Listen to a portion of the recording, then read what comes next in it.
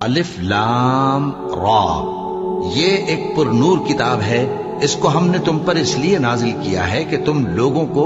अंधेरों से निकालकर रोशनी की तरफ ले जाओ, यानी उनके परवरदिगार के हुक्म से इज्जत वाले खूबियों वाले मालिक के रास्ते की तरफ, यानी उस अल्लाह के रास्ते की तरफ कि जो कुछ आसमानों और जमीन में है सब उसी का है। और उन काफिरों के लिए अजाब शदीद की वजह से तबाही और बर्बादी मुकद्दर है, जो आखिरत के मुकाबले में दुनियावी जिंदगी को पसंद करते और लोगों को अल्लाह के रास्ते से रोकते